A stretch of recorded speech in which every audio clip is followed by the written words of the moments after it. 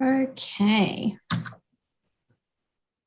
So, as I said, welcome along everybody. Thanks for joining us. And we're going to start with our acknowledgement of the Turrbal and Yagara as the First Nations owners of the lands where QUT now stands. We pay respect to their elders, laws, customs, and creation spirits. We recognise these lands have always been places of teaching, research, and learning, and QUT acknowledges the important role Aboriginal and Torres Strait Islander people play within the QUT community.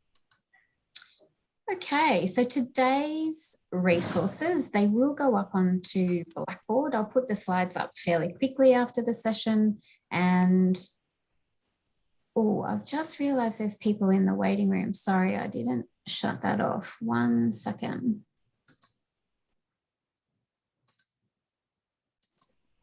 Okay, so the resources will go up onto Blackboard. The recording later on today, but I'll put the slides up fairly quickly. So don't worry if you miss anything, you'll be able to access everything. So, and if I can just remind everyone for cameras off if you can, and make sure that you are muted as well. Okay, so what we're doing today is we're going to look at strategies to connect the thesis chapters, strategies to demonstrate contribution to your research field, and increase our understanding of what examiners will look for in your thesis. So quite a lot to do. Also, a lot of what we're doing today overlaps with other events and workshops and writing circles. So I will mention some other resources sometimes as well, and you can find all of those up on Blackboard. So I want to start you thinking about what you think the key elements are that examiners will look for in your thesis. So as you saw, this relates to one of our learning goals for today, and we're going to have a chance to talk about it in the peer discussion as well. So there's no pressure, but just start thinking about it. I like to have you a little bit active in the workshops and thinking. So if you can jot down a couple of things that you think are important, and we can talk about those in the breakout and also later on in the session. Now, do you have the activity sheet ready that was sent in the UniHub event reminder? Have a look through your emails if you didn't see it. The activities are for your own use. You won't need to share them. I'll explain each activity as we get to it. And also you'll notice it's a Word document as well. So you can fiddle with it, change what you need to change, add, take away, do whatever you like. Okay, so have that ready because we will be doing one of those activities, the first one, quite soon. Thanks, Murray. He's popped it into the chat in case you didn't have it. So a lot happening today. Our discussion will be shortly, and we're looking at each of those goals for today, and then we're going to have a Q&A at the end of the session as well. So let me just write down. Excellent. Okay, just make sure all of your microphones are off, please. Okay, so this is a writing workshop. We're going to look at the theories, the principles of the writing up period, and we're having our peer discussion. Our writing circles are more interactive with exemplars and activities, and you get to check your own writing as well. So what that means is there's not all that many activities through here. I mean, there are some, because I always make sure we have something that we need for you guys to do. But if you do want more activities, we have a writing your results and discussion writing circle on the 6th of July. We have a writing your introduction and conclusion on the 10th of August, 12th of August, coherence, and also, as I said, all the Blackboard resources. Okay, so please come, particularly to the writing real results and discussion, because that will link to this workshop. All right, so we're going to get started with some reflecting. So let's open up your activity 1 that you have there in the activity sheet. And as we know, reflecting helps us make considered and deliberate changes to influence our behavior and improve practice, which is what we want to do in this writing up period, is get better at our writing. Okay, so I would like you to think about the gaps in your skills that you have at the moment, or obstacles you think you might face. You can be thinking about that as we go through the session, but to really try to think of a couple of things. Could be writing, it could be the structuring of a chapter or your document, formatting, time management. Maybe you have other commitments outside of your studies. So try to be honest. What's going to hinder your progress, and what support do you think you'll need?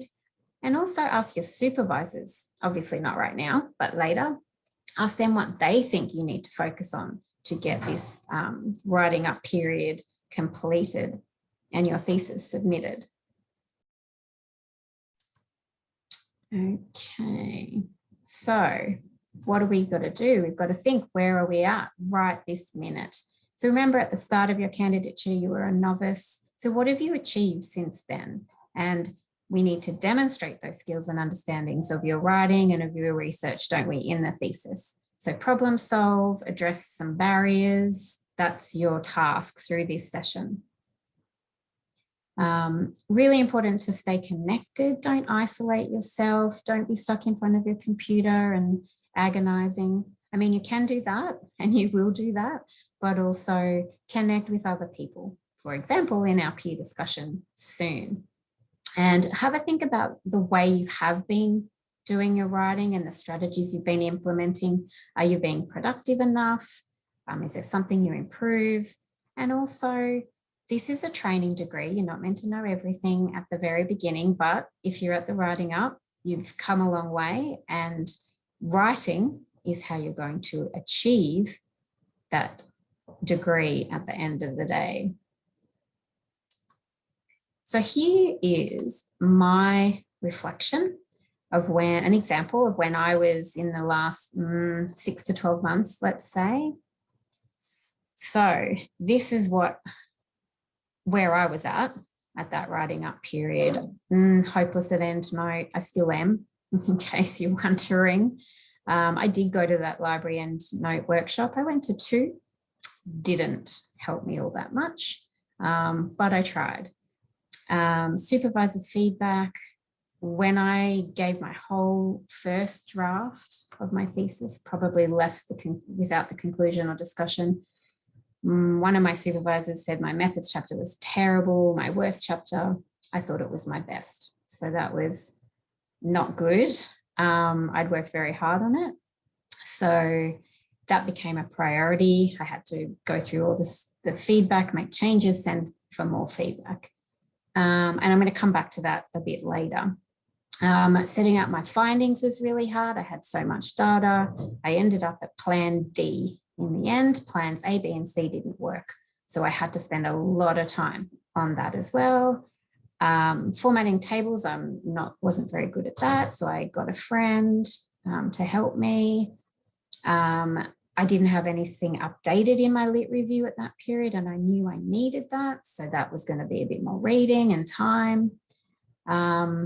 My boss wanted me to teach more, but it wasn't a good time. So I negotiated a way to still teach, but he got someone else to do the marking, because that is very time consuming. So these are the sort of things that I want you to be thinking about. They're not going to be like mine, of course, but I hope that it gives you an example and gets you thinking about the things that you need to reflect on.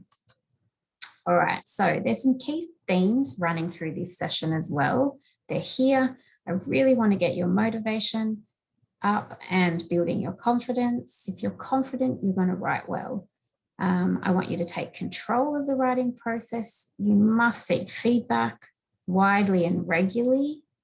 So what does that mean? Widely means not just your supervisors, regularly means often.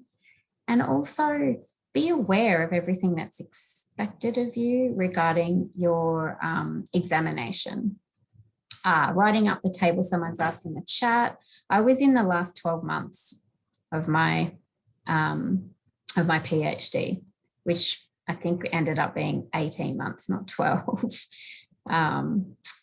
So Yes, so I had a lot going on, as you can see, a lot I needed to do, just the same as you guys would as well. Right, so staying motivated, building your confidence. How is your motivation at the moment? Are you still inspired? Are you still excited? If the answer is no, I really want you to regain that excitement. So if you can, write down why you decided to do this degree in the first place. Write that into your reflection, perhaps. That might, give you some extra motivation. And when you're motivated, you're resilient, you're determined, and you're persistent, which is what we need to do. We also need to manage and address all the obstacles that come up that make our motivation and confidence wane. All right, so stay on top of everything. You can be proud of how far you made it so far within your reflection. You can also think about the things that you're doing really well. But if we keep on improving, it's going to increase your confidence.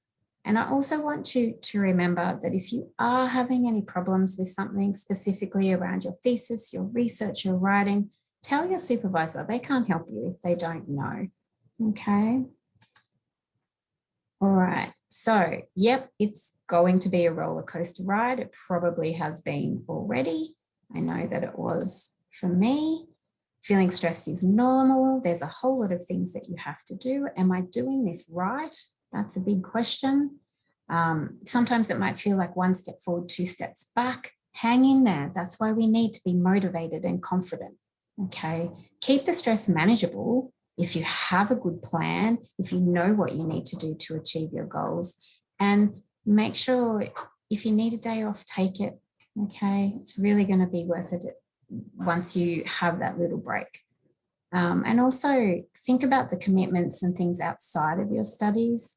Are you able to minimize them just for a little while? Are you able to get somebody to help you with some kind of weekly chore that you have to do or within your workspace? So consider what barriers are going to come up in this time, because this really needs to be up there in your priorities, doesn't it? This writing up time. Okay, so the writing process hasn't changed this whole time. We still need to read and write and draft, seek feedback, think, read, write, all those things that go hand in hand. So how are you going to take control? You're going to have a regular daily writing session, hopefully. If you plan, it's going to reduce your stress. Don't worry about your bad drafts. We need those to start, don't we? Schedule time to proofread. Proofreading is not writing, all right?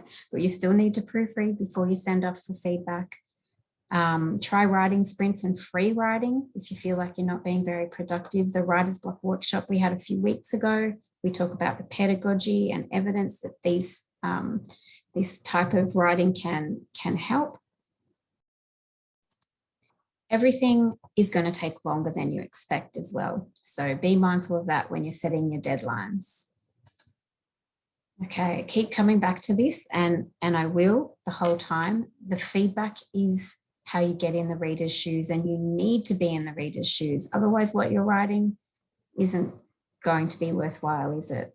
Okay, if you get negative feedback, I know it's not fun, like I had about my worst chapter, which I thought was my best. It was not good. I'd spent months.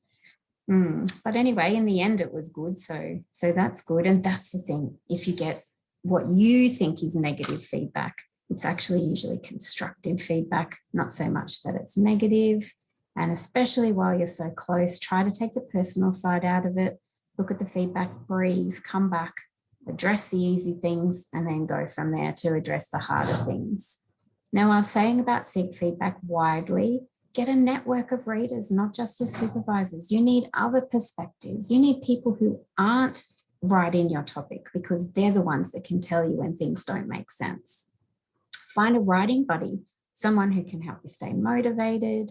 You can proofread for each other. It's a win-win. Okay. Now, something to think about as well is you need to consider how long your supervisors are going to need. Okay, they're going to need to read a first draft of the final of the whole thesis, sorry, they're also going to need to read a final draft. They may just be happy with chapters in dribs and drabs, but usually supervisors want the whole draft at one point. So have a think about how long they might need for that and put that into your planning. I also want you to be informed. So you can see here, you've got your candidature. That's where all the information you need about the process of submitting and writing and editing and all that information. I've also circled engage with industry because it's new. Maybe you haven't been in there to have a look at it. And guess what? Time flies. You want to start thinking about your next steps in your career as well. So that might give you some really good tips there. So hop into that tile, engage with industry on HiQ and have a look around. Okay, so this is all the things that you really should be aware of: writing, editing, presenting, the examination process, and the submitting your final thesis process. So it's all in there in HiQ. So make sure you're aware. Right, so what is expected with your thesis? Sorry, there's a lot of writing on this slide, but this is what you're aiming for: an original and or significant contribution. Methodology is effective. Competence with the survey of the literature. The thesis is of the required standard for external examination. Well, that's going to be up to your supervisors and you to figure out what that standard is. What's the quality you're aiming for? Do you adhere to the conventions and style guidelines? The spelling, the grammar, the punctuation, and then of course the citations. So a lot there, but you can do it. That's why you're here, isn't it? Okay, this is the examination process. All of this information is there in HiQ. Okay, so be aware of all of those things. Now, don't forget, when you lodge for examination, you're no longer a student, okay? So a lot of things to think about here. Really important to have a look at other people's thesis, all right? Go into the QUT ePrints.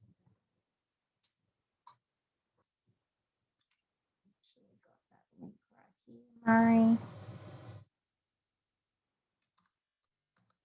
So if you haven't been in there, you need to go in, and you can see you can choose your format, because whether you're doing the traditional monograph or by publication or by creative works, you can find some examples which will be really handy. And also, I want you to remember too, as we keep on going through this section, whether or not you're doing the traditional or by, sorry, that's handy. My computer has just said I need to restart it. Okay, so whichever way you're writing your thesis, the things we're going to talk about today, you can still implement, even if it is by publication or by creative works. You still need a whole document, all right? Rightio. So remember the question at the start.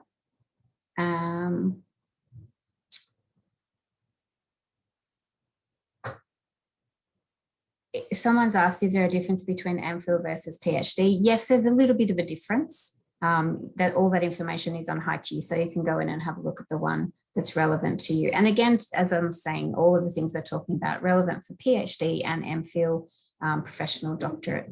Okay, I'll make sure that it covers for everybody. Okay, so peer discussion topics. Discuss some key elements that you think examiners will look for. And we're also going to look at which chapter you're finding hardest to write and how you plan to address the challenges. I'd like you to discuss that. And we are going to do a really quick poll before we go in.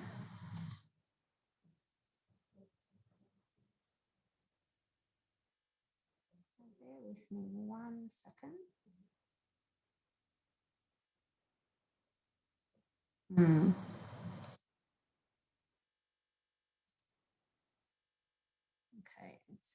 to do the poll, it's just sending me outside. So how about if we put it in the chat instead? what I would like you to do is pop into the chat what's been your most difficult to write. Has it been their abstract, introduction, lit review, methods, results, discussion, conclusion?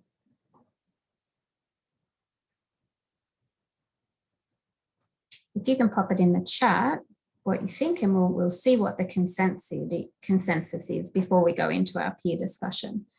Someone's just asked me if we're going to look at timelines for writing up the thesis. Today, no, not really, but aiming to have a full draft of the thesis to your supervisors, it's a discussion you really need to have with them. Be mindful it'll take them quite a bit of time. They'll want to see a first draft, they'll give you feedback, and then you'll be getting to the final draft. So work backwards, I guess, from your final seminar date would be the way to go.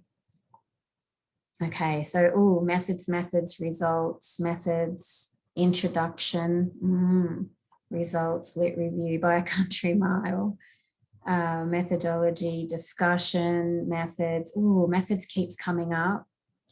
Discussion, lit review, statistics, lit review. Okay. Someone has said findings, analysis, discussion. Yep. Results, lit review. Yeah. Okay. So quite a range. All right. Thank you. That was good. Sorry about the poll not working. Not to worry. All right. So I'm going to give you a little lecture right now before we go into our peer discussion about why you should go into the peer discussion and why it is good for you, because it's active learning, helps develop your evaluative judgment. So what are your own strengths and weaknesses? You get new ideas, and also you're going to construct new knowledge by interacting with others. All right, so hopefully you're convinced and you are looking forward to the peer discussion. All right, so don't forget you have to accept the breakout room pop-up when it comes up. Here are our discussion questions. So what do you think examiners are going to look for? And just maybe talk a little bit further about the chapter you're finding hardest to write and what are you going to do about that? All right, so someone has said that they've got a problem they can't discuss with other students, but they can join in and listen, which is fine. Now, what you could do if you are in that situation, by the way, about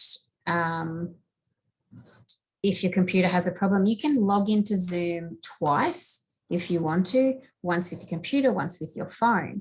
That's what we advice to students that are having trouble with the camera or the microphone on their laptop. So you're welcome to do that. That would be good. And then that way you can engage in the discussion. All right, so I'm going to send you guys off. 1 second, we'll take about around 15 minutes, probably a little bit less. Okay, and I will see you guys. Let me just set that up. All right, I will see you soon. Now, if you have any problems, raise your hand. I'll be keeping an eye on you. You can raise your hand in the breakout rooms. All right, I will see you back soon.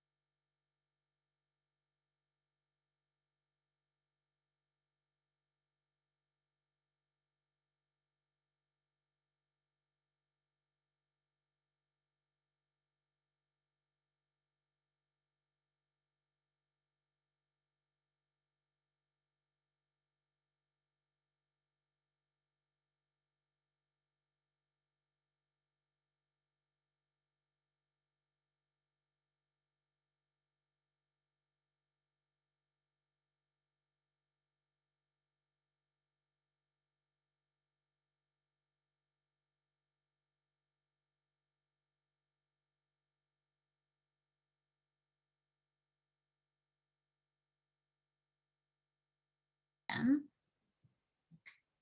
Alrighty, so now after all that lead up of the main themes and your peer discussion, let's get into the nitty gritty. So thinking about connecting your thesis chapters. All right, so the main things I want you to consider here is that the thesis ultimately needs to be a complete whole, okay? It's a narrative. It has a beginning, a middle, and an end.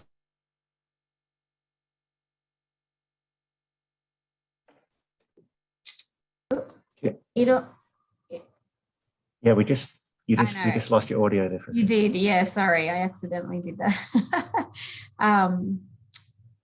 So yes, beginning, middle, and end, and it needs to have a common thread all the way through. So I know at the moment, you know, you're working on chapter by chapter, but ultimately someone is going to read it like we read a book from beginning to the end with that middle in between, of course. So you need a common thread. You need to lead the reader through. The common thread is going to be the value and significance of your research problem, the significance, the gaps that you're filling, and of course, your contribution to the body of knowledge. This is an interesting statement. The well-structured thesis or dissertation argues a well-substantiated case and gives a sense of the coherence of the whole conceptual framework in action. Each paragraph and chapter indicating where the argument is going and where it has been. It interweaves the themes and underpinning concepts, theories, and questions throughout, takes the reader, who's your examiner ultimately, on a journey of discovery. So yes, chapter by chapter, but you also need that whole, which is why you're going to ultimately send that to your supervisors so they can read it as a whole and look at all the connections. Now, this is our activity 2. This is called a writing audit. You can call it whatever you like. I've taken and adapted this from Think Well. Think Well have so many fantastic resources. If you haven't gone onto their website, you should. Lots of the stuff that they have is for free. I used a lot of the resources that they have there. Now, let's do a breakdown of why we're doing this writing audit and talk about those columns. Now, I also pointed this out in the writer's block workshop that we had recently, but we're going to look at it more closely today. So how many words? Why do we care about how many words? It helps us to plan and see where we're going. Now you see that I've blanked out title page front matter and references appendices. Shouldn't matter a number of words there. Percentage completed gives you an idea of where you've got to go. I would say, yeah, someone said about parking your writing on the side of the hill, so it's easy to start again. Yes, excellent tip. So parking on the hill means that once you have, when you're ready to knock off writing for the day, just jot down a few points of what your thinking is, where you're at and what's next, so that you don't have to rethink once you start again the next day or later on. So good. There you go. There's a plug for Think Well. Someone's using it and it's helpful.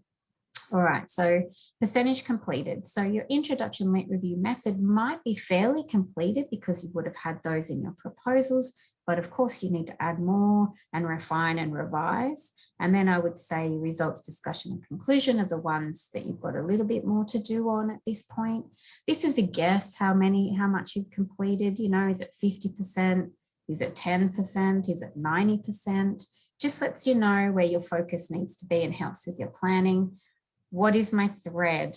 Okay, so if you can put a few notes in there, that's going to help you to track that whole coherent thesis. Feedback to address, that could jot down a few points there, and some deadlines for your final draft, first draft, change it to whatever you want. So as we're going through about these chapters, you might be able to jot down a few things in here that'll help you to get started with your planning. This activity and this document is not meant to be overwhelming. If you find it overwhelming, chuck it away. Okay. But the idea is to help with your planning, but of course everybody's different. So one of the main things in here that I want you to be thinking about as we go through the next few sections is the what is my thread. Alrighty. And I'm going to ask you a few questions as we keep on going to keep that fresh in your mind. What is your important thread that's going through the whole thesis? All right. Why do we care about the number of words? Well, it helps you to plan. Are you expecting an 80,000 words, 100,000 words, 70,000 words? You might not know yet, okay? But you can take a guess at around 80. Now, someone has said, for those of us doing PhD by publication, the appendix counts. Yes, it most likely will. The reason why I blocked out the number of words for those is because it's not as much of an issue about how long it is, even though it might count towards your final tally. You might need to reduce it, but you could unblock that part of the document if it doesn't suit you like that. All right, so say we're going to go for 80,000 words. Is that going to be 8 chapters at 10,000 words? Probably not. Usually the introduction and conclusion are shorter. And the methodology, lit review, results and discussion are longer. Someone's asking, is there a required word count for thesis by publication?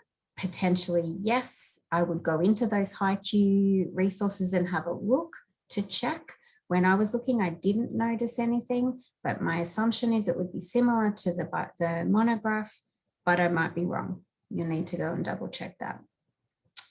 If you are doing your thesis by publication, as we said, you still need a coherent and organized document with connections between the papers. All right. You'll need to decide how to best incorporate the publications and ensure that there's still some cohesion through that whole narrative as well. Okay. So you might have some connecting chapters. I know people who have done that and they still have an introduction, a lit review and a methods, but it's in amongst the papers as well. Sometimes the lit review could be one of your papers as well. Okay, so a lot of things to think about, and you'll need to check your needs and also go into ePrints, like we said before, and have a look at some other ones as well. Rightio, so you're telling a story. You know, it's very much like when we read a novel or when we watch a movie. You have characters because you have your stakeholders, participants, you have theories, you have your ways of collecting your data, you have your way of analyzing. So all of these are your characters. So imagine how it is if you're watching a movie and then all of a sudden your favorite character is gone. You don't know what happened to them. All right, that's not very good. So we don't want that in your thesis either. Imagine the other way. You're enjoying the movie, you're an hour in, and then all of a sudden a new character comes that you've never heard of, you've never seen, there's no background. Again, not good. And it leaves us not enjoying the movie, doesn't it? So we don't want that in the thesis. So no, of course it's not fiction, but it still needs to have that story. You've got your beginning and your middle and your end. So think of your chapters and then your sections within your chapters, that think of them as stepping stones. Okay, you're leading the reader through. It's up to you to lead them through. No one else can. Don't make your reader work hard. You want to show them how everything has unfolded. At the beginning, there was a problem, and then you've put in all of the work to check the literature, to analyze it, to put your research design together, to implement it. So by this time, you've come a long way. All right, but we still need to lead the reader through with those stepping stones. So imagine this lady, she's jumping across the river on her stepping stones. What's going to happen to her if one of those is unstable? She's in the drink. So that's not going to be very good. She's not going to be very happy. So think about your readers and give them the map and step them all the way through what you're doing and what you have done. Keep the reader in the loop. So all of this is how you're going to get your coherent whole, isn't it? Okay, you've got to keep the reader on board all the way through and keep them updated about where they've been and where they're going. So check the beginning paragraphs of every single chapter. Do they remind the reader of the research problem and aims? That's your thread, remember, it needs to be through every single chapter. Say how each chapter informs those aims. Okay, so your lit review is looking at previous studies and gaps, isn't it? That's how it's informing your study. Your methods is informing how you're going to undertake the research. So it has to be very clear at the beginning of every chapter. Try to make those paragraphs written in a similar style, make sure they advance your argument. And within those paragraphs at the beginning of each chapter, tell the reader what they can expect. Okay, how is the chapter structured and why is it structured that way? All right, so having the coherent whole thesis is about the big picture. All right, and it's about your common thread and leading the reader through and keeping that common thread all the way through as well. So what are your common threads? It's your problem, the gaps, the significance. So print them out, write them in big writing and put them up on your wall, in your mirror, in your bathroom. So every time you brush your teeth, you're looking at them and they're getting into your mind, all right? Write the abstract. Don't leave it till last. Start it now. Write as much as you can for that. It'll help with that common thread. If you can, with your supervisors, ask them for 20 minutes if that's all they can spare and give them a little presentation about where you're at. What's your findings?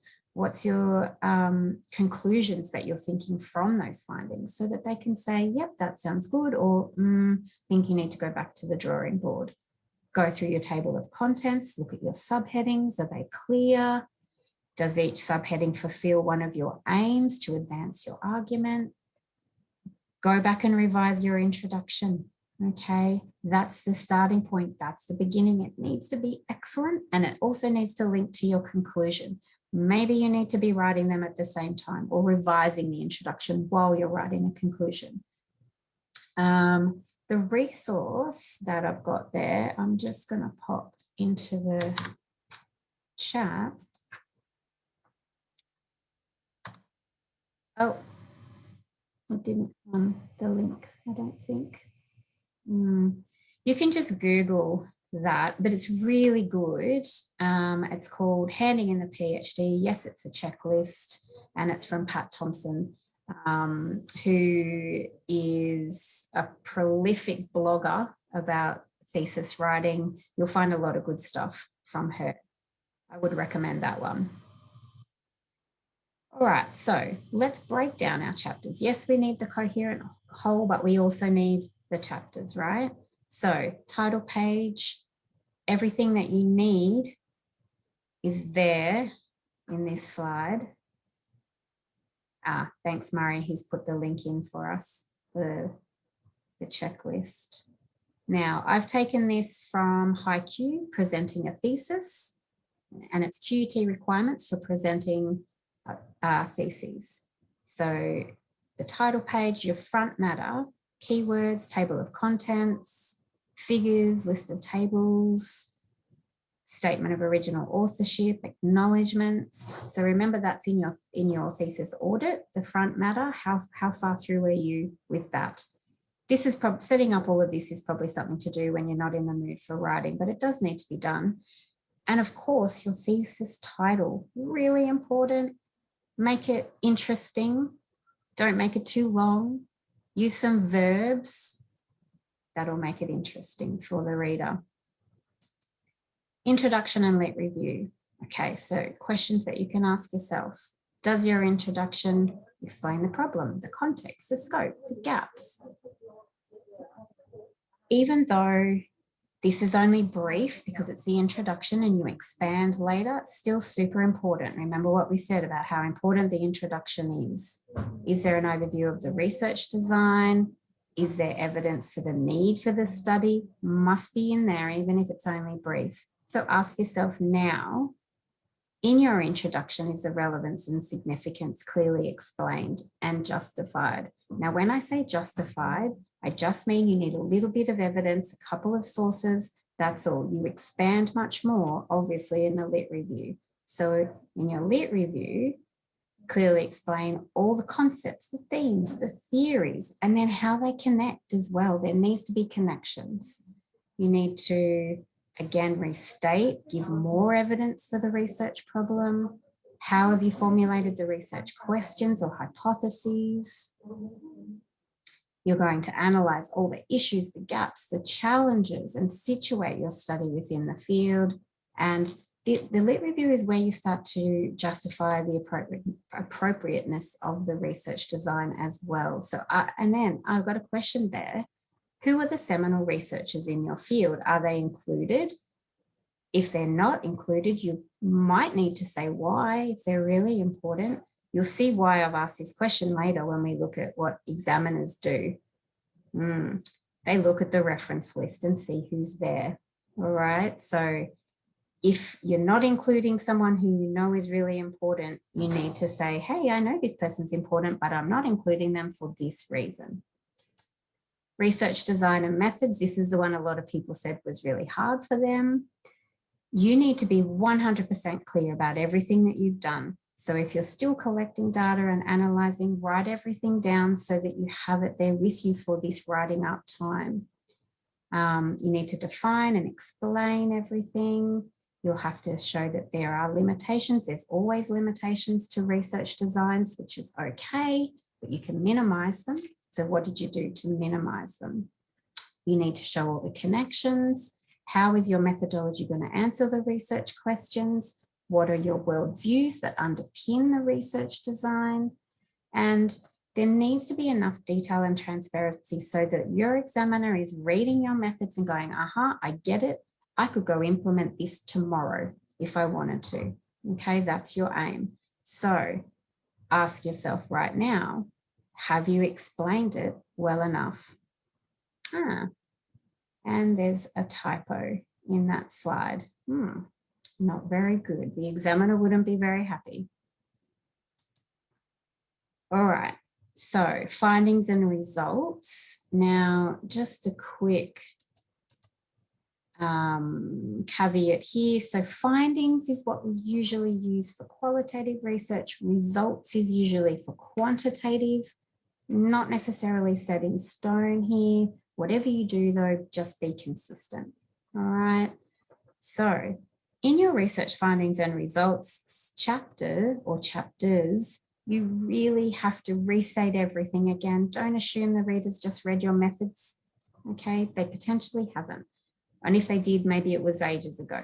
So what are your research questions? How did you collect the data and how did you analyze the data? You don't have to go into it deeply, but you need to mention it briefly.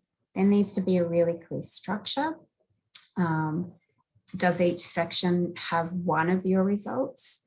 How are you going to structure this whole lot of information that you have? Have you got figures and tables? Do you need them? Have you got too many of them? Are the findings that you're stating, are they beginning to lead us towards the discussion and the conclusions? They need to, but we need to find that balance. We can't discuss too much, but we need to have a little bit of planting the seed to keep the reader interested. Maybe you've got too much. I know I did. You might have to exclude some data. That's a hard decision, I know, but many of us have to do that. Could you put something in the appendices if your chapters are too long? Do you summarize your main results at the end of the chapter or the chapters? So think about right now, what ideas have you got for structure? Are you going to do it by method? Are you going to do it by the phases of your study? Are you going to do it by research questions? You're going to follow your framework, your lit review. It needs to be clear and it needs to be easy for the reader to follow. So this is often one of the chapters that is the hardest. Okay, so there'll be a lot of thinking going on in this one. Discussion and conclusion, they might be separate, they might be together, depends on what you end up doing. But your discussion needs to be evidence-based, literature plus your own evidence, of course. It needs to answer the research questions. Is your contribution becoming clear? We need to lead into the conclusion. Don't we remember all of our connections? Because we need a whole thesis that is coherent. Does your conclusion mirror what you said in the introduction? Does it highlight the value of the research? Are there recommendations? Does it connect the findings and the conclusions? And do you summarize future research directions? What about study limitations? You might not put it in your conclusion. You might put that in your methods. You might put it in both. A few things to think about there as well. So a little bit of a checklist for your chapters. And then let's look at how they connect. So some of your chapters are mirrors, which means they connect and they must reflect similar information. And of course, you've got your thread all the way through. Your lit review and your methods, they connect because your lit review, as we said, is where you begin to justify your research design. Lit review and discussion, again, they connect because your discussion is extending the lit review by adding your results. Methods and results, of course they connect because you gain the results from what you did in your methods, right? How you implemented your research design. And of course, your introduction and conclusion connect as well, which is why it might be a good idea to, while you're writing the conclusion, go back and make sure your introduction is excellent.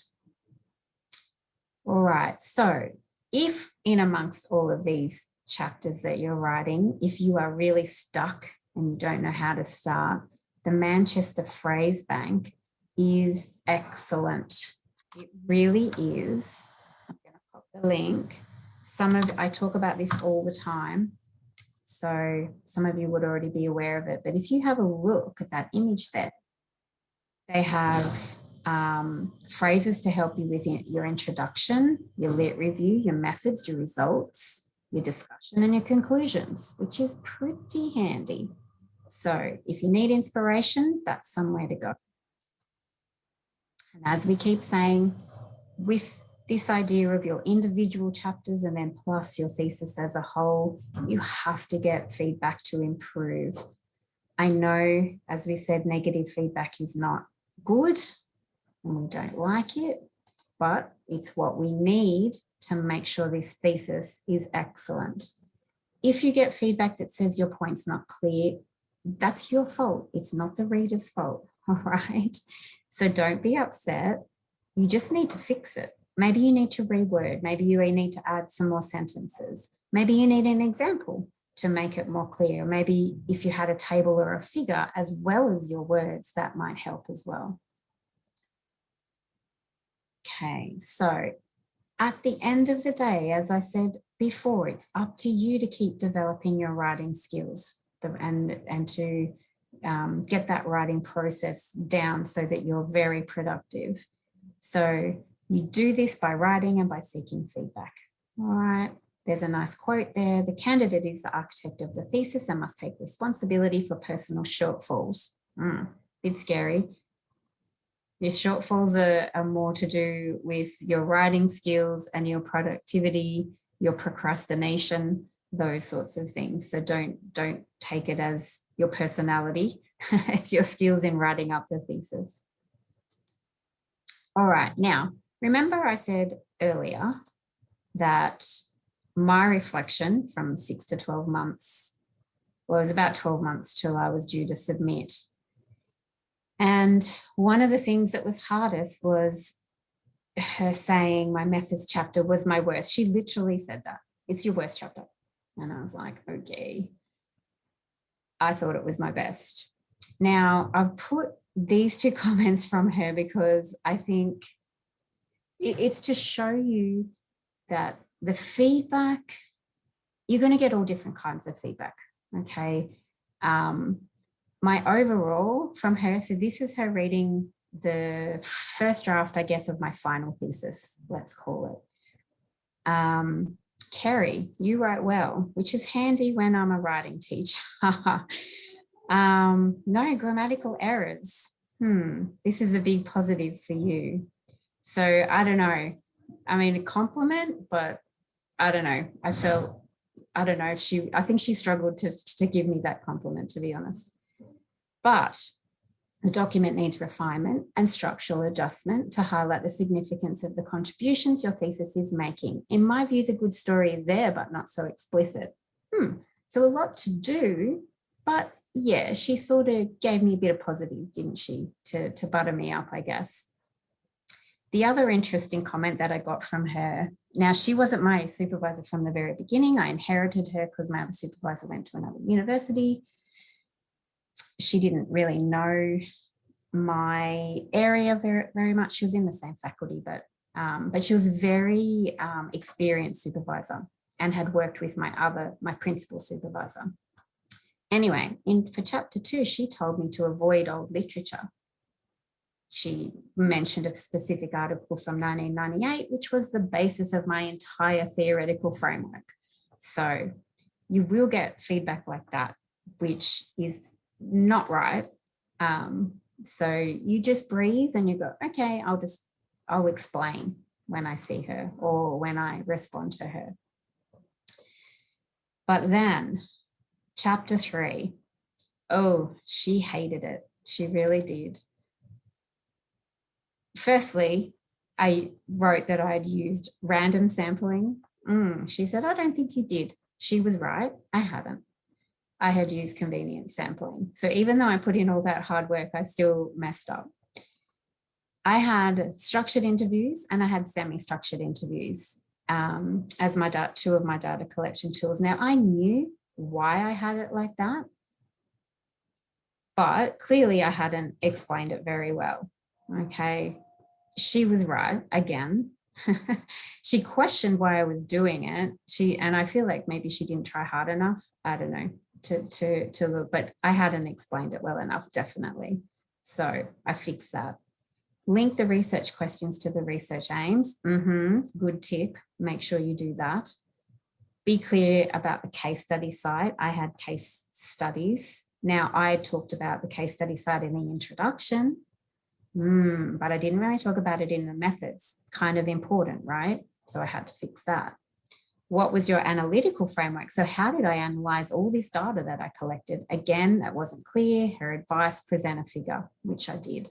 Now, as I said, this was a bit shattering to be told that my methods chapter was not very good.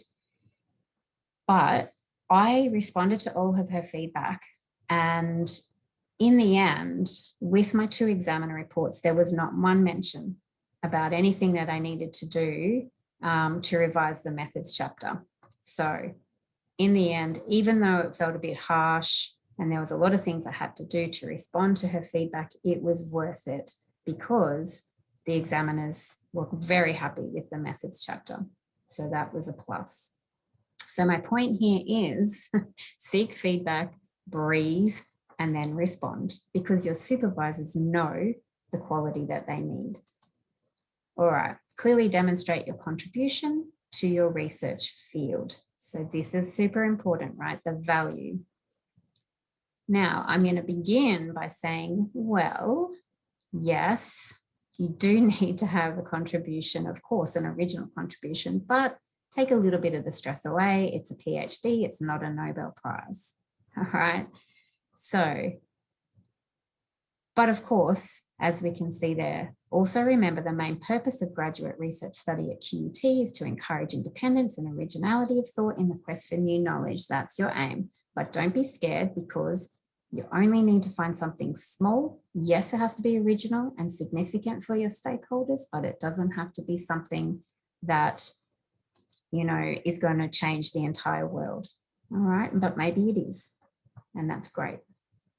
All right, so keep in mind that your reader is interested in your field of study, so that's a good start, but we've got to keep that interest going. And the way we do that, as we said, is having that clear and interesting story, engaging, persuading the reader that your research is valuable.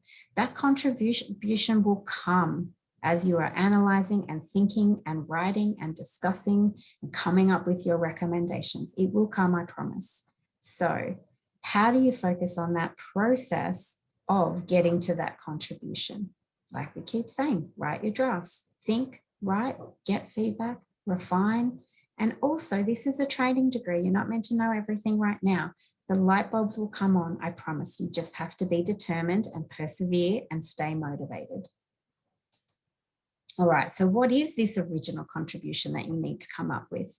So this is adapted from one of the sources I use. It's in the reference list. And if you read through there, it feels a little bit big, but you only need one of these things. You don't need all of these things. So have a think about now which one of these is more likely for you. So you're building on previous literature. You want another brick in the wall. You want your research impact to relate to either theory, to policy, or practice, maybe more than one of those. So there's a few options there. Maybe you're improving existing practice. Maybe you're using a new methodology that's not been used in your field before. Maybe you're using a cross-disciplinary approach. Maybe it's stakeholders that often are neglected in your field of research. Maybe there's debates at the moment that are raging in your field of research and you're going to help to solve these debates. So consider right now, which one of those are you sort of aiming for at the moment? And that might help you to narrow them down to what your contribution will ultimately be. But the key, and I cannot stress this as anymore, is that the research problem, all right? That is your key thread all the way through. Yes, of course, your aims, the significance, the gaps, but it all begins with the problem. You need to persuade the reader from the get-go, from chapter 1, from the abstract, in fact, that it's urgent and challenging, that it has negative impacts, but your insight from your research is going to help to resolve this problem. So how are we going to keep the strategies to make the problem the key in throughout the whole thesis? Well, we need to articulate it in the abstract and the introduction, of course. That's your starting point. And work hard to get clarity about why we care about this problem as well. That needs to be part of your thread all the way through. So we're going to engage and persuade our reader with our research problem being so important and urgent and significant. Okay. And then that's going to lead, isn't it, to your new and your original knowledge. So you're going to force the reader to get on board right from the beginning, believe your argument and clearly demonstrate your expertise, because your understanding and clarity of the problem and the significance and the gaps is clear. You're mapping it out for them the whole way through. And then ultimately, remember, we've got the beginning, the middle, and the end. At the end of your story, you're going to connect all your evidence together. And that, again, is going to show the value of your research findings. So think about your research problem right now and why it's important to investigate. If you can be really clear on that, it's going to help you as you go through to make sure you've got that thread all the way through.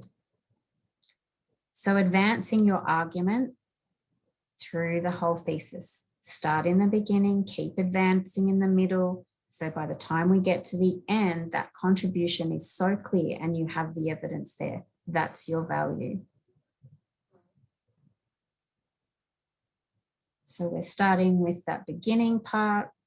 What's the problem? What do we know? What are the gaps? Then we've got our research design that's appropriate to yield reliable and valid data. We're going to implement it. And that's going to lead to the evidence, which is our value. And then ultimately, we've got our interpretation and conclusions.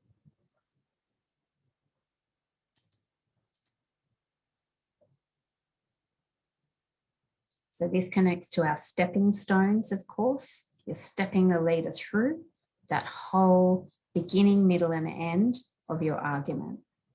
So what can we do to make sure that the value of our research is clear? You've got to have those strategic discussions with your supervisors. Book them in. As I said, even if it's 20 minutes here and there, you need to talk to them. Give them a little presentation. Talk about what you're thinking. The data analysis is challenging, so you need to write down everything that you're thinking. Don't discount anything. something might come out of left field, and maybe you need to go back to the literature if something came up that you weren't expecting. Raise questions, think of all the different answers that you can come up with. The light bulbs will begin. Come back to the idea of the dialogue with the reader. You're talking to them, you're leading them through. Let them come into every aspect of your thinking. Keep moving backwards and forwards between all the chapters to make sure your thread is clear and to figure out the best structure. And if you're stuck, flip the problem upside down. Look at it from the perspective of a different stakeholder and see if that gives you some answers. And as we keep saying, seek feedback widely. People who are not close to your research are going to be really helpful to make sure that your argument is clear. All right, so let's look at examiners. What do they look for in your thesis? Now, we had that thinking question at the beginning, and we also had a chat about it in the discussion. Does anyone want to pop into the chat anything that you discussed that you thought was really good, or anything that you came up with that you think the examiners will look for? There's been heaps of tips as we've been going through this session. So hopefully you've come up with a couple of things. Does anyone want to write anything into the chat? Did anyone in your group discussion have something sensational that you hadn't thought of? Maybe you were the one that thought of something that was great. Or because you're not saying anything in the chat, maybe you have no idea. I hope not. No. All right. You just want me to tell you. All right. I'm still going to keep my eye on the chat. Maybe someone will come up with something. All right. So who are your examiners? Oh, someone has said unity of the lit review, continuity of the theme. Yes, thank you guys. Exactly. Exactly. All right. So your supervisory team, they're going to nominate 2 examiners about 3 months prior to lodgement. Now, the examiners won't know who you are. You don't know who they are. Your supervisors may ask you for suggestions because you're an expert in the field. So you might know of some important scholars who would be good examiners.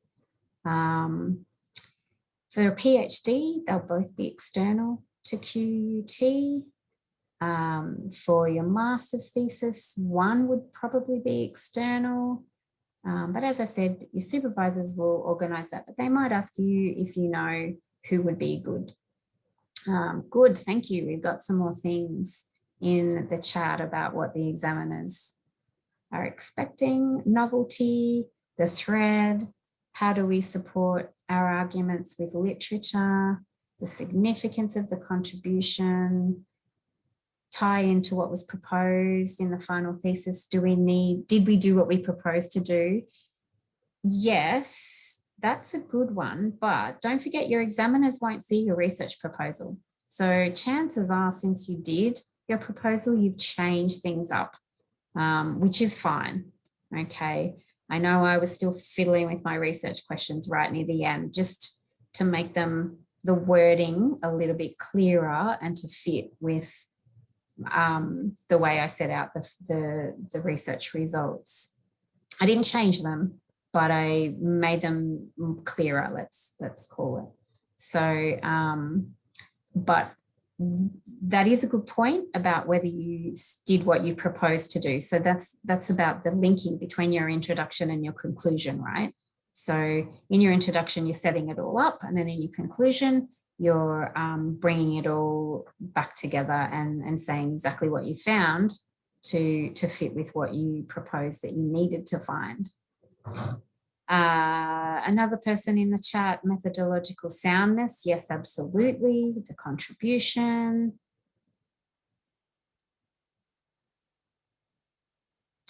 Okay, so as we said, your examiners are experts within your research field, but not in your study. That's why you need to lead them through and explain everything in a really clear way. It's actually good that they're in your research field because it means they're interested in what you're doing, but you now have to maintain their interest. All right, so there has been quite a bit of research, well, not really quite a bit, a little bit of research around thesis examination, because it's a bit of an invisible process, isn't it? It's high stakes as well. Now, if you go onto HiQ, you'll see the examination process. You'll see what's sent to the examiners about how they're supposed to examine the thesis. So we're going to have a look at how they judge the quality of a thesis, the importance of first impressions, how they work through a thesis, and what annoys them. So as we said, the good news is at the start, the examiner is on your side and begins the examination process expecting the thesis to pass. All right. So that's good news, isn't it? But as I said, don't disappoint. We want to make sure that we keep them happy and interested in our study. Someone said in the chat that they should include a narrative in the intro about how COVID changed plans. Yes, I think that's really important. And there's not going to be an examiner who doesn't understand that situation. So yes, that's a really good point. Thank you. All right, judging the quality of a thesis. Okay, so this is all the things that you guys just said. Basically, we want a research problem that's significant and needs insight, and that's you. Evidence of understanding of the research field and the issues under investigation. So that's your introduction and your lit review, really, isn't it? Evidence to demonstrate your research findings are valuable and make an original contribution. So we're back to that scary thing again, but remember, it can be small. It's not a Nobel Prize. An insightful lit review that shows critical analysis of research gaps. Appropriateness of the research design to answer the research questions. Findings and implications clearly explained and supported with evidence. Okay, so initially the literature review and then the literature annual study.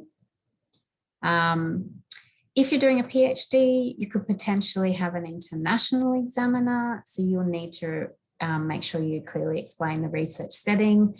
If you're a student who's doing your collecting your data somewhere from overseas, same thing. Make sure you really describe the research setting well, so that anybody who's not familiar with that country or whatever that setting is will understand. Okay, so the background there is really important. All right. So that's how they judge the quality. How do we reach this quality? Okay, let's come back to our themes from the very beginning. We want to get feedback. We want to be informed by using the resources on HiQ.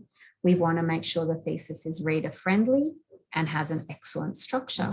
How do we do that? We get feedback.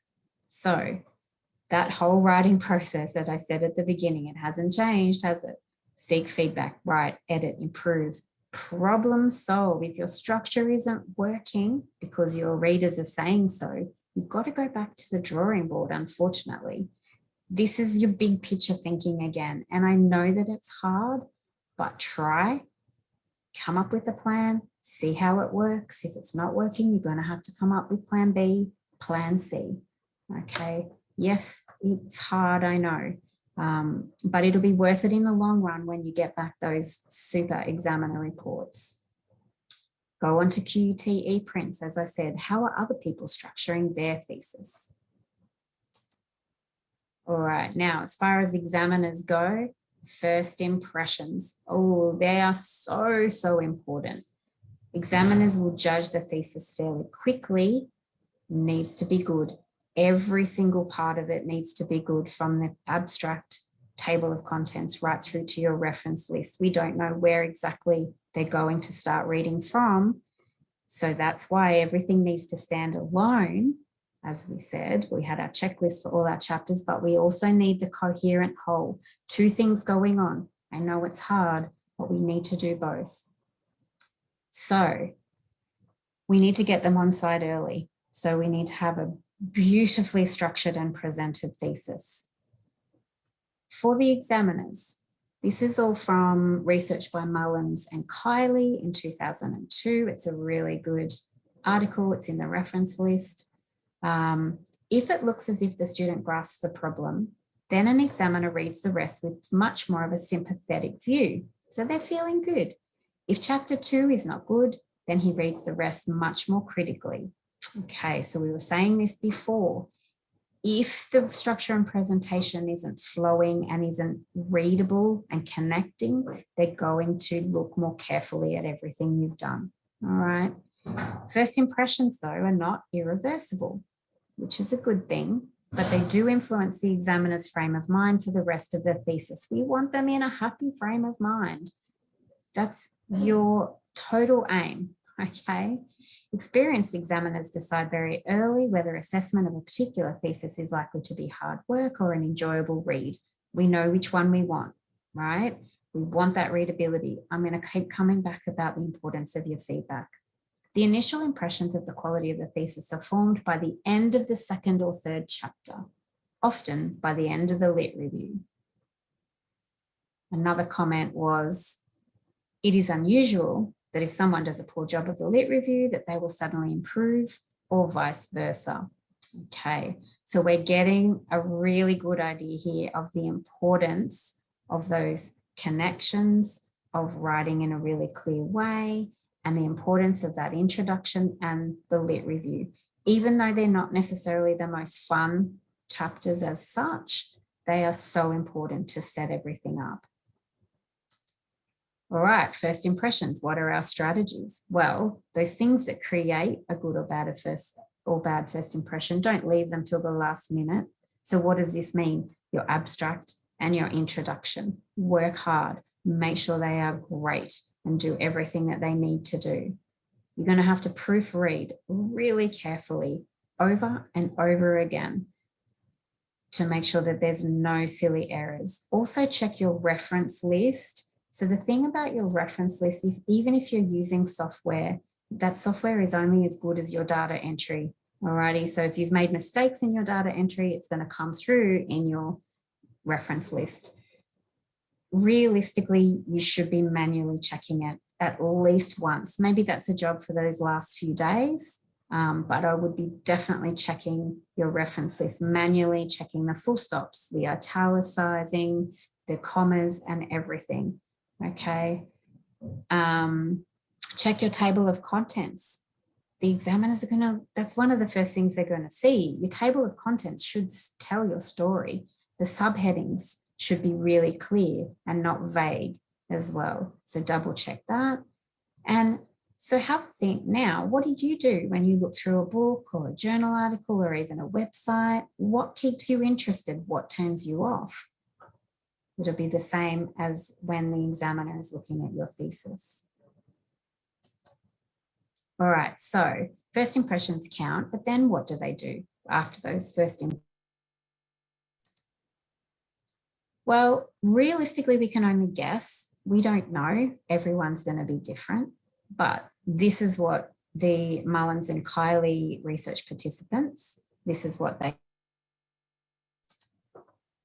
okay. So one of them said, I read the thesis from cover to cover to gain a general impression of whether the results are worthwhile. Then I go back and read more critically and make notes. Okay, interesting. Another person said they read the abstract, the introduction, the conclusion, and the table of contents to see how the thesis is structured. Then they read the lit review, methodology, findings, analysis, and conclusion. So jumping about a little bit, jumping across our stepping stones, not how we expect them to. That's their prerogative, which is why our chapters need to stand alone and have those beautiful beginning paragraphs that set the reader up for what's in the chapter and what the aims are and how it fits into the whole thesis. Okay, another participant said they read it from cover to cover without marking, and then they work beginning to end and then read it a third time. Another one reads the table of contents, the first and last chapters, to gain a sense of the quality. And another one says they check the references first to see that the writers are there who should be there. Should be there according to them. Then read slowly from the beginning like a book. So one of the, just on the reference list, one of the comments from one of my examiners was, why hadn't I included a whole lot of authors who I didn't particularly know, I went back and I checked who those authors were. And as it turned out, they were language instructors who worked in a writing support department of a university in New South Wales, not the New South Wales Uni, another university. And that's where that examiner worked, I found out later as well. So they were trying to get their colleagues into my thesis for some reason. As it turned out, I put a couple of them in, but most of them were out of the scope.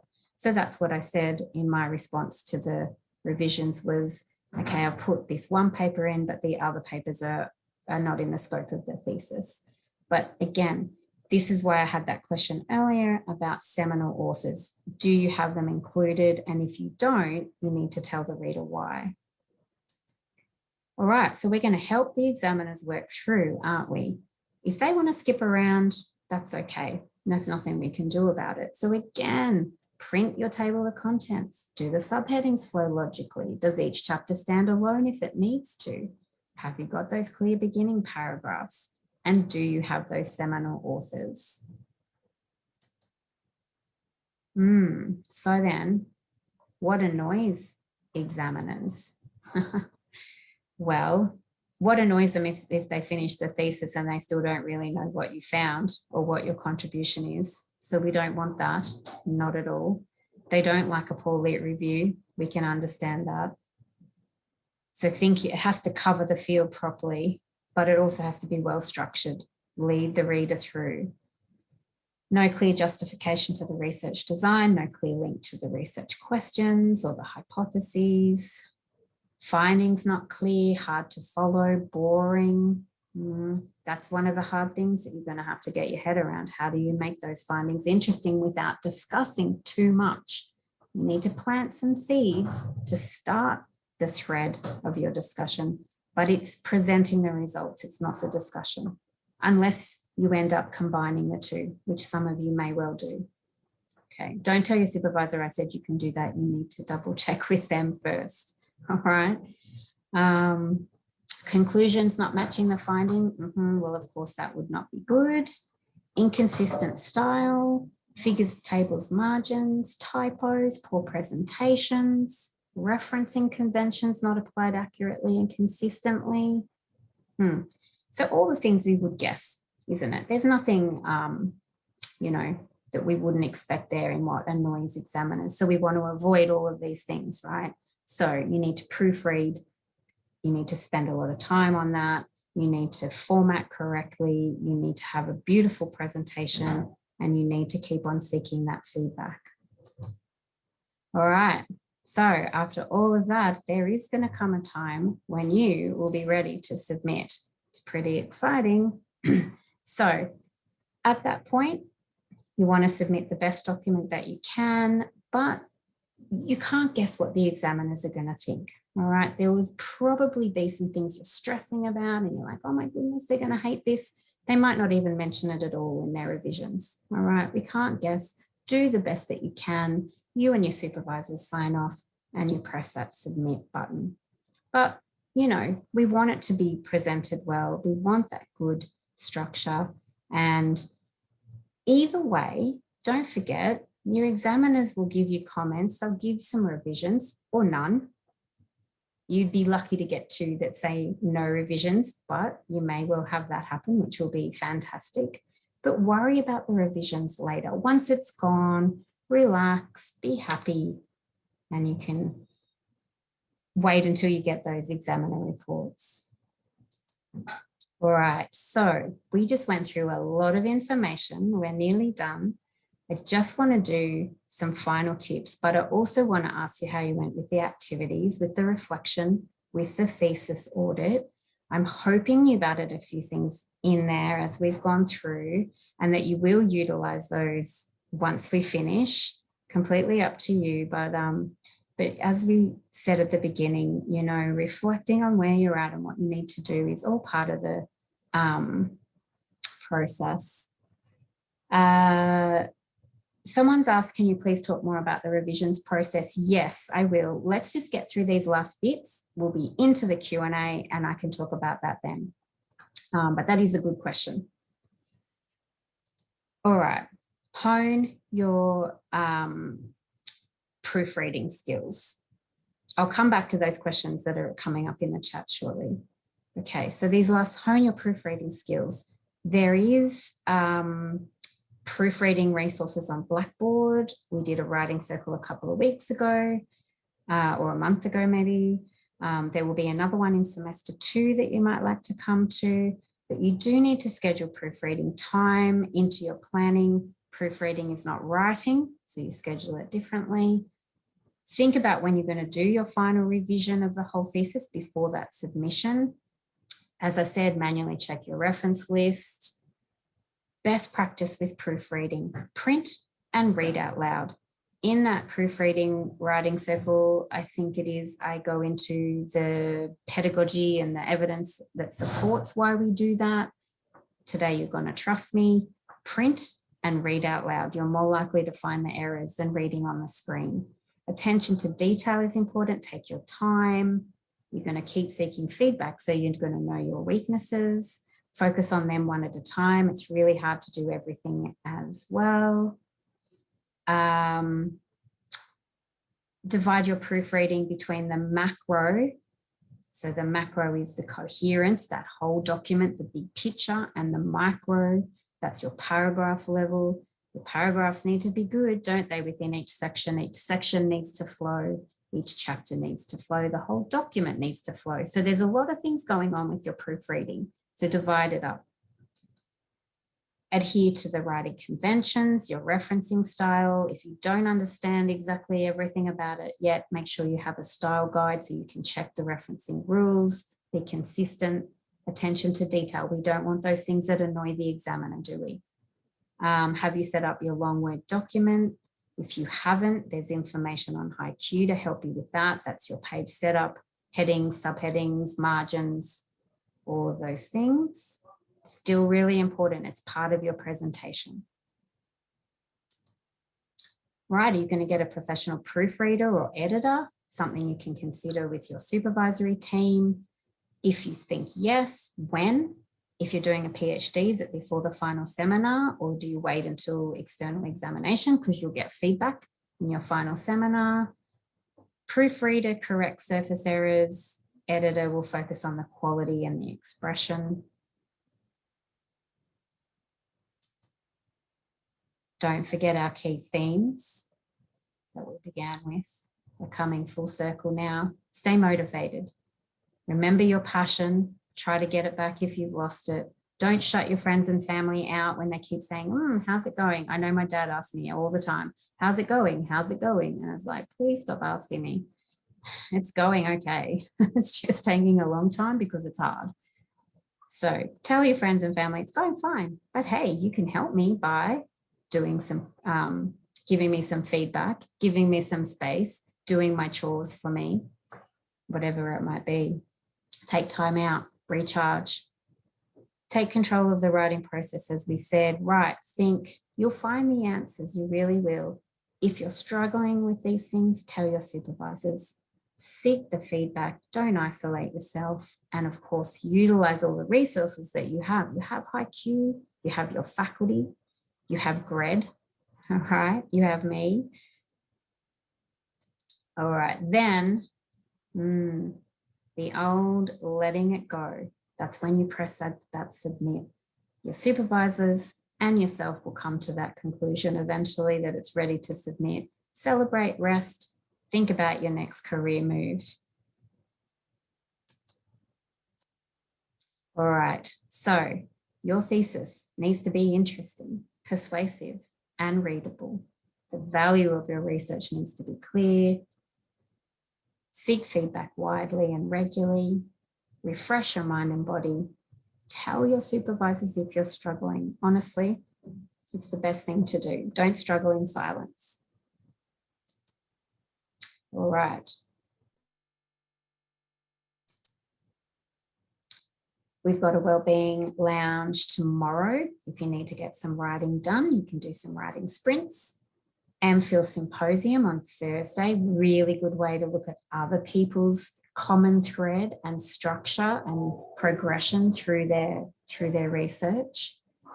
We have HDR peer feedback session next Tuesday. So that's where you can get some peer feedback.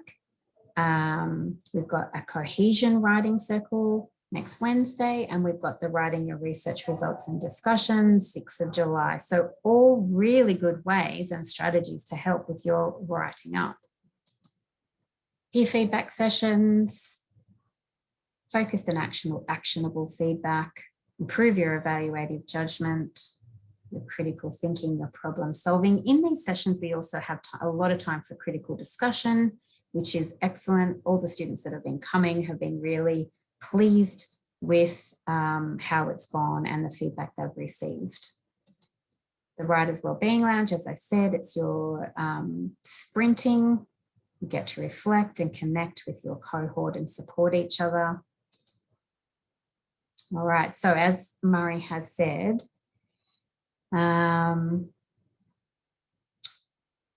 Blackboard are all the resources you need. HiQ is all the training opportunities. Don't forget the e-update that you get regularly and our skills assessment tool. If you have time, go in and do the skills assessment tool. If you haven't already, you can self-assess all your transferable skills to help with your next step in your career.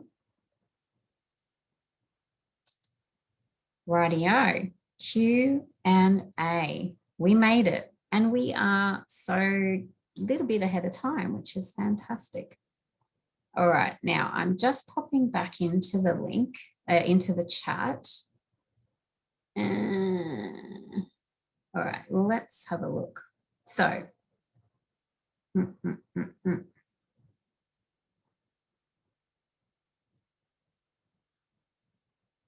okay, so someone's asked, can you please talk more about the revisions process? There is information to help you. There's a template on HiQ in that section I showed you at the very beginning. Basically, you'll get 2 examiner reports, plus they'll have a whole lot of comments, and there'll be a whole lot of things potentially that you need to revise. There's either no revisions, minor or major. So you could get a combination of those, and you just basically got to work through those revisions. You usually have a time limit. If you needed more time, that's something you can negotiate with your faculty and your supervisors and potentially the GRC. But it's all there in HiQ. I think it said something about 4 to 6 weeks. Potentially it could be more though for the examiners to complete their reports. So I hope that answered your question there.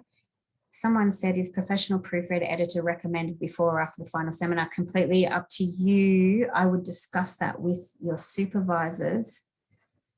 It's an each way bet really, isn't it? Potentially wait until after the final seminar because you'll get feedback and you might make revisions. But if you're a little bit worried about, or not worried, but if you want to be the best it can be for the final seminar, potentially you might do it then, particularly if you know that you might have grammar errors or English errors, but definitely something to think about with your supervisors. Someone said, I dialed in late. Are you sharing the slides? Yes, I will. I'll fix up my typos first though, and then I'll pop them up soon. It should be up just after lunch, and then the video soon after that as well.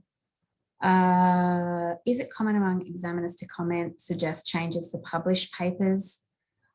Samar, I wouldn't expect, because it's been published, okay? So not really worth their while. However, what they will comment on is the structure and the flow of the thesis as a whole. So it would be more likely wanting to know a bit more potentially about what was in the published paper, because as we know, there's a word limit there. And so there might be some gaps in their understanding. So that would potentially be more likely what it would be about the connections between the papers and the invisible part of the before and the after of those papers. How long does it take from a final seminar to thesis examination? You should have that as part of your milestones already. To be honest, I don't actually know the answer to that, Murray, or anybody. How long is it usually between the final seminar and thesis examination? I guess it really depends on whether you need to change your thesis after the final seminar. If the supervisor and reviewers of your final seminar think it's all good to go, then it'll just be a matter of the amount of time spent finding the reviewers and sending to them. So it could be pretty quick. Yep. Yeah. So thanks, Murray. Yeah, I hope that answers your question. I think that you would have an approximate date for both, and then there'd be some flexibility around those.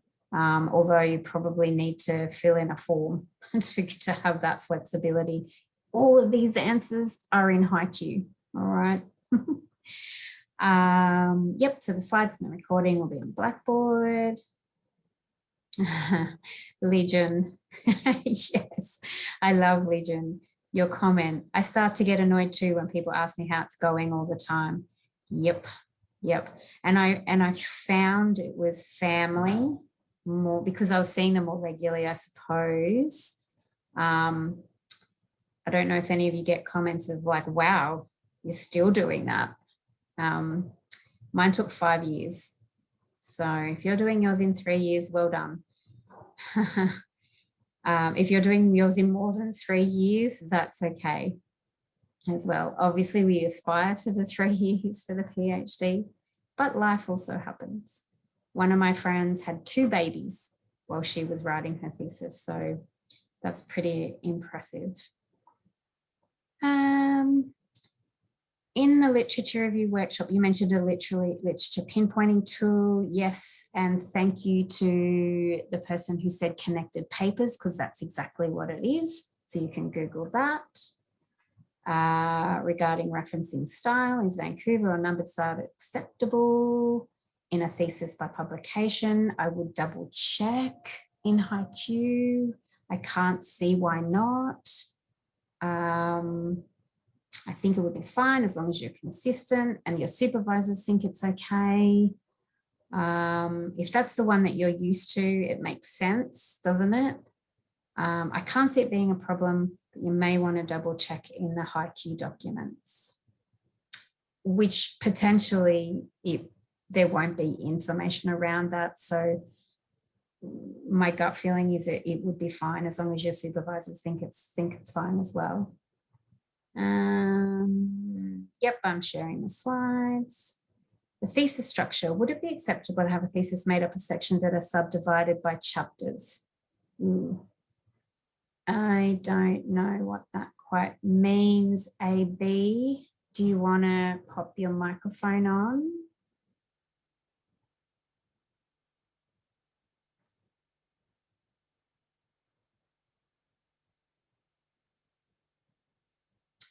I might have to come back to that one, AB, unless you're there.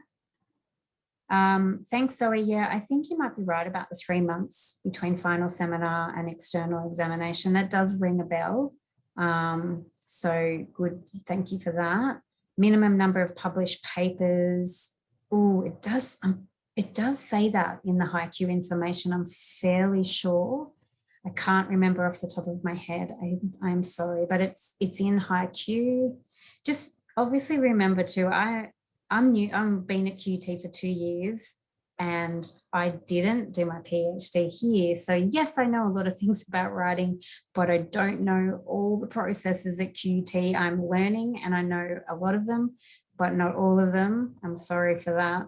But if you guys need to go in and have a look at all the HiQ information. Thank you, Zoe, who does know all the information. She's saying one paper has to be accepted. Okay, that's a good start. And the other one's in the publication process, I would say. Right, so I think this is a comment regarding the how long it takes between final seminar and lodgement. Depends on the comments and how they think the student needs to meet the comments and fix the thesis good. about the publications. 1 accepted, published, and 2 submitted, I think, is an answer. Thank you. Clarence has put in a really excellent link about published paper guidelines, which is the ones that I'm talking about. Oh, actually, this one's via the library. So good, library, and also Check IQ. Oh, AB, sorry, your mic's not working. All right, I'm sorry I didn't understand your question.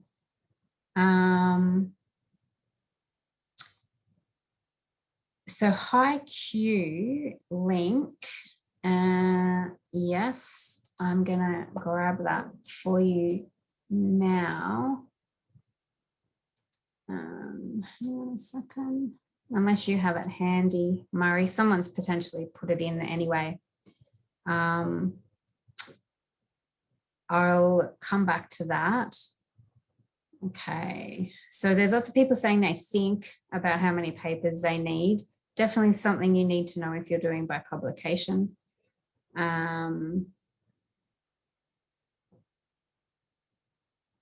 Okay. So there's something in here, 3 published and or submitted papers where at least 1 paper must be published in press or accepted by the time the thesis is lodged for examination. Okay, so there's our answer there. Excellent. Thank you, guys. You're all over it. Do we have a community for women with kids to share how we make a balance? I would think that there would be something around that. I don't know off the top of my head. If you have a look through the digital workplace and HiQ, or even in UniHub, you might find something there. Yes, so faculty, that's another place to go. They might have CEF. I know CEF have some specific things around processes and what you need and expectations. So someone said it's different, 3 papers with 2 accepted, depending on your faculty. Someone's put in a good link there. Yep, we've got some links. Hopefully that has helped people who missed those links at the minute. Thesis by monograph guidelines. Yep. All right. So we've got through the chat. So basically for HiQ, you want to go into the tile that says your candidature. Okay.